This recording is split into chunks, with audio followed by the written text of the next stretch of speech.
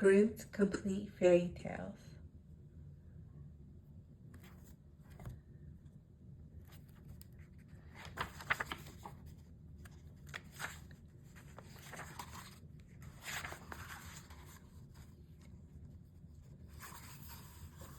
The Frog King or Iron Henry. In old times, when wishing still helped one, there lived a king whose daughters were all beautiful.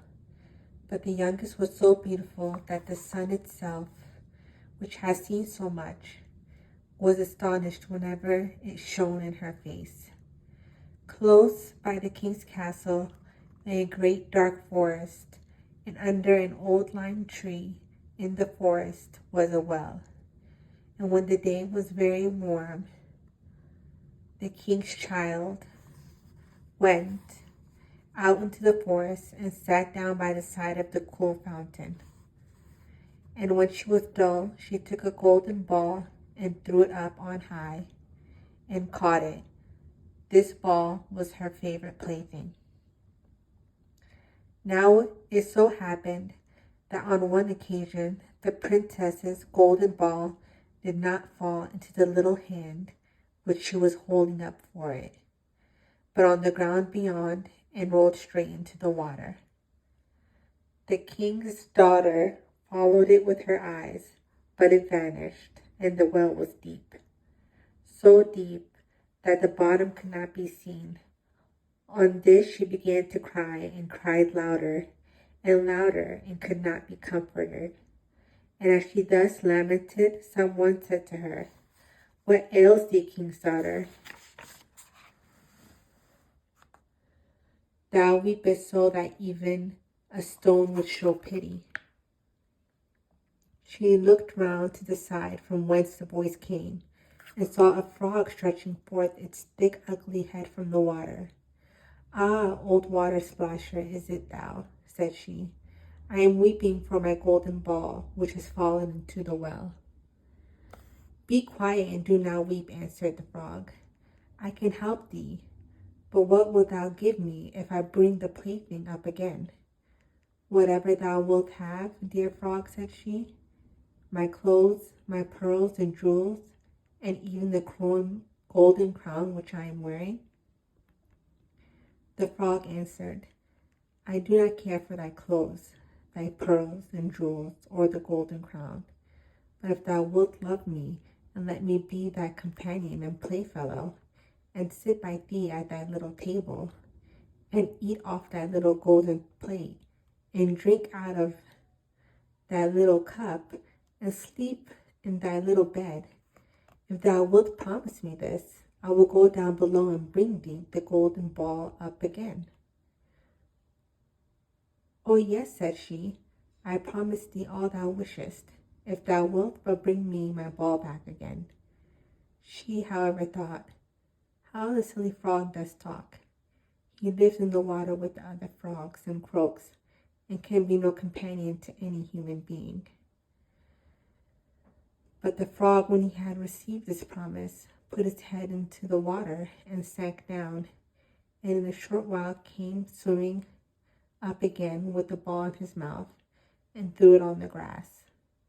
The king's daughter was delighted to see her pretty plaything once more, and picked it up, and ran away with it.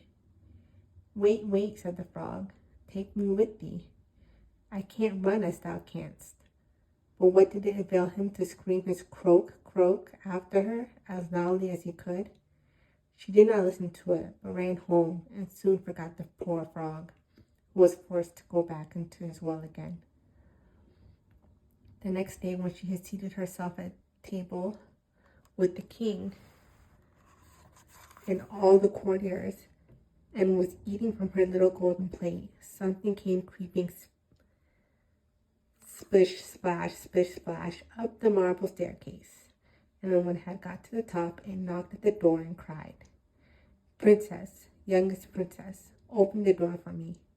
She ran to see who was outside, but when she opened the door, there sat the frog in front of it.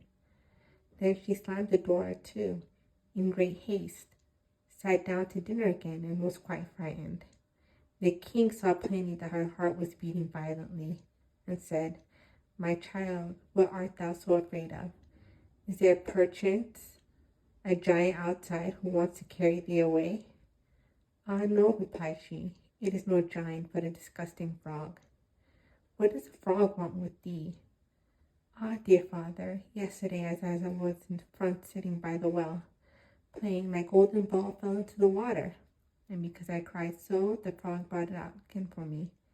And because he so insisted, I promised him he should be my companion, but I never thought he would be able to come out of the water, and now he is outside there and wants to come into me."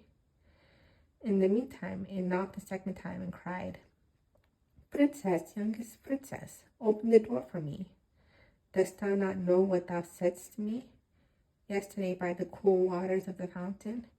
Princess, youngest princess, open the door for me." Then said the king, "That which thou hast promised must thou perform. Go and let him in." She went and opened the door, and the frog hopped in and followed her, step by step, to her chair. There he sat and cried, "Lift me up beside thee." She delayed until at last the king commanded her to do it. When the frog was once on the chair, he wanted to be on the table. When he was on the table, he said, "Now push that little golden plate nearer to me, that we may eat together." She did this, but it was easy to see that she did not do it willingly. The frog enjoyed what he ate, but almost every mouthful she took choked her. At length he said, "I have eaten and am satisfied. Now I am tired. Carry me to that little room and make that little silken bed ready, and we will both lie down and go to sleep." The king's daughter began to cry, for she was afraid of the cold frog which she did not like to touch, which was now to sleep in her pretty clean little bed. But the king grew angry and said, "He who helped thee when thou wert in trouble ought not afterwards to be despised by thee." So she took hold of the frog with 2 fingers, carried him upstairs, and put him in a corner. When she was in bed, he crept to her and said, "I am tired. I want to sleep as well as thou. Lift me up, or I will tell thy father." Then she was terribly angry and took him up and threw him with all her might against the wall. "Now thou wilt be quiet, odious frog," said she. When he fell down, he was no frog, but a king's son with beautiful, kind eyes. He, by her father's will, was now her dear companion and husband. Then he told her how he had been bewitched by a wicked witch, and how no one could have delivered him from the well but herself, and that tomorrow they would go together into his kingdom. Then they went to sleep, and next morning when the sun awoke, a carriage came driving up with 8 white horses, which had white ostrich feathers on their heads and were harnessed with golden chains. And behind stood the young king's servant, faithful Henry. Faithful Henry had been so happy when his master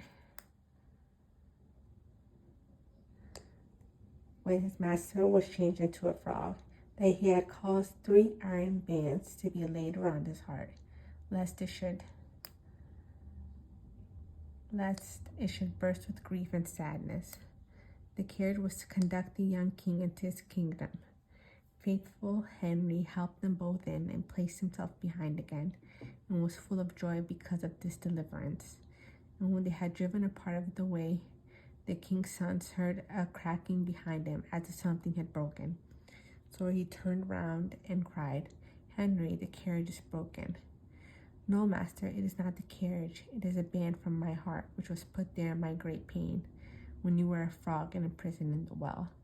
Again and once again, while they were on their way, something cracked, and each time the king's son thought the carriage was breaking, but it was only the bands which were springing from the heart of faithful Henry, because his master was set free and happy.